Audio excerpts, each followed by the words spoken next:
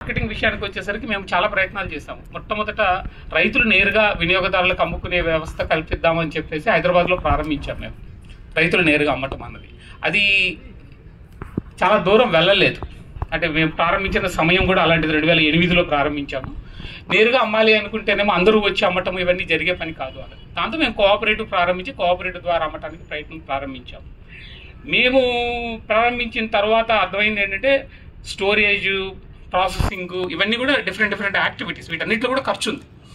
అన్ని పనులు మనమే చేద్దాం అనుకుంటే కూడా అయ్యేది కాదు. సో కలిసి కట్టుగా చేయటము, మిగతా వాళ్ళతో కలిసి పని చేయటము, కోఆపరేషన్, కొలాబరేషన్, ఈ రెండు ప్రిన్సిపల్స్ చాలా చాలా ఇంపార్టెంట్. అవి పాటించినప్పుడే మనం ముందుకు వెళ్ళగలుగుతాం. అన్ఫార్చునేట్గా ఏమవుతుందంటే we got into competition mode.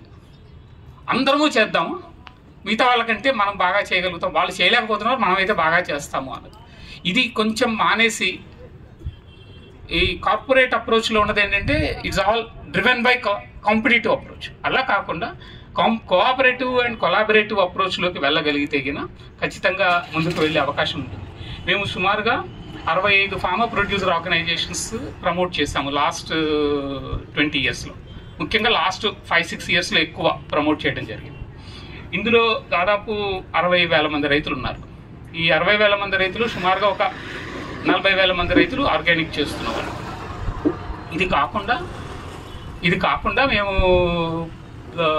కాకుండా మేము పార్టిసిపేటరీ గ్యారంటీ సిస్టమ్ ఏదైతే ఉందో ఆర్గానిక్ సర్టిఫికేషన్ కోసము భారతదేశంలో 2 రకాల సర్టిఫికేషన్ సిస్టమ్స్ ఉన్నాయి. NPOP సర్టిఫికేషన్ అంటారు, రెండోది పార్టిసిపేటరీ గ్యారంటీ సిస్టమ్. ఈ రెండు సిస్టమ్స్లో NPOP సిస్టమ్ ఏమో జాతీయ స్థాయిలో ఉత్పత్తి చేసి ఇంటర్నేషనల్ మార్కెట్లలో అమ్మాలి అనుకుంటే మీకు NPOP సర్టిఫికేషన్ అవసరం. భారతదేశంలో అమ్మాలి అనుకుంటేనేమో పార్టిసిపేటరీ గ్యారంటీ సిస్టమ్ అవసరం. 2020లో ప్రభుత్వం ఒక చట్టం చేసింది ఏంటంటే ఆర్గానిక్ అని కానీ న్యాచురల్ అని కానీ అమ్మాలి అనుకుంటే మార్కెట్లో రైతులు నేరుగా అమ్ముకుంటే సుమారుగా 12 లక్షల వరకు సంవత్సరానికి ఏ సర్టిఫికేషన్ లేకుండా అమ్మొచ్చు. అంతకు మించి అమ్మాలి అనుకుంటే ఖచ్చితంగా సర్టిఫికేషన్ ఉండాలి. అంటే రైతు నేరుగా వినియోగదారులకి అమ్ముకున్నప్పుడు 12 లక్షల రూపాయల వరకు సంవత్సరానికి రైతులు ఎగ్జంప్టెడ్. సో వాళ్ళు దాని మీద ఆర్గానిక్ అని రాయొచ్చు కానీ లేబుల్స్ వేయకూడదు, అమ్ముకోవచ్చు సొంతంగా.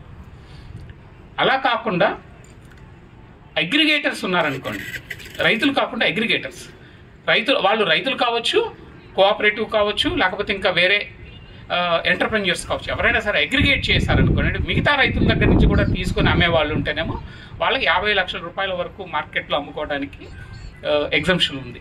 50 లక్షల రూపాయలు దాటిన తర్వాత మాత్రం ఖచ్చితంగా ఆర్గానిక్ సర్టిఫికేషన్ అవసరం. ఇది గవర్నమెంట్ చేసిన 2020లో చేసింది. అదే సమయంలో ఇంకొక మార్పు కూడా వచ్చింది ఏంటంటే అంతర్జాతీయంగా 2013లో భారతదేశము మిగతా అన్ని దేశాలతో కూడా WTO ఒప్పందం తర్వాత ప్రపంచ వాణిజ్య సంస్థ ఒప్పందంలో భాగంగా, ప్రపంచ వాణిజ్య సంస్థ ఒప్పందంలో చాలా ప్రమాదాలు ఏవైతే ఉన్నాయో కొన్ని మంచి కూడా జరిగాయి. వాటిలో ఏంటంటే ఒక ఒప్పందం ఏ దేశ చట్టాలైనా ఇంకో దేశంలో అదే చట్టాలు అమలవుతాయి అన్నది. అంటే ఉదాహరణకి నేను అమెరికాలో అమ్మాలి అనుకుంటే మన సర్టిఫికేషను అమెరికన్ సర్టిఫికేషను ఈక్వలెన్స్ ఉంటుంది. అలాగే మనం యూరోప్లో అమ్మాలనుకున్న ఈక్వలెన్స్ ఉంటుంది. ఈక్వలెన్స్ తీసుకొచ్చారు అప్పుడు 2013లో. అది